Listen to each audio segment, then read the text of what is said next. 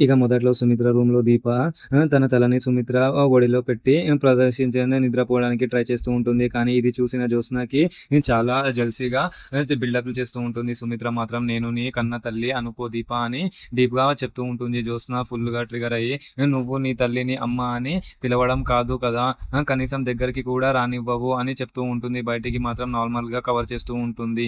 ఇంకో రూమ్‌లో మధ్యరాత్రి నిద్ర రాక తిరుగుతూ ఉన్న జ్యోత్స్నని గట్టిగా చూస్తూ ఉంటారు. నీకు వచ్చింది పెళ్లి రాలై అని ఈ డిసిజన్ చెప్తూ ఉంటుంది. పెళ్లి కాని అమ్మాయిలకి మిడ్‌నైట్ నిద్ర రాకపోవడం, లేట్‌గా లేవడం ఏంటి అని డిస్కషన్ జరుగుతూ ఉంటుంది. జ్యోత్స్న ఆటోమేటిక్‌గా నా పెళ్లి రెస్పాన్సిబిలిటీ నీ కొడుకే తీసుకుంటాడు. తొందరగా చేయమను అంటూ చెప్తూ ఉంటుంది. నీలాంటి రాక్షసి నా కొడుక్కి పెళ్ళాం అయితే వాడిని వెప్పుకొని తింటున్నావు అని ఆ దీప వంట రూమ్‌లో చెప్తూ ఉంటుంది. దానికి మళ్ళా దీప ఎర్లీగా లేచి చాలా టర్మరిక్ ఇంకా నీళ్లు తులసి కొట్ట ద్వారా దీపం పూజ చేస్తూ ఉంటుంది. ఇంట్లో ఉన్న నెగెటివ్ ఎనర్జీ మొత్తం బయటికి పోవాలని పూజలు చేస్తూ ఉంటుంది. శౌర్య డైరెక్ట్‌గా వచ్చి కంట్రోల్ చేస్తూ ఉంటుంది. జ్యోత్స్న చాలా టెన్షన్‌లో ఉంటుంది. కానీ వెంటనే ఇంటి వాళ్ళు అందరూ షాక్ అయిపోతారు. సుమిత్ర తనని కూతురులో చూసుకోవాలని అని డిసైడ్ చేసుకుంటూ ఉంటుంది. ఇంకా జ్యోత్స్నకి ఏదో అయితుంది అని తెలుస్తూ ఉంటుంది. మన నెక్స్ట్ ఎపిసోడ్‌లో ఏం జరగబోతుందో అనేది చూద్దాం. Thank you.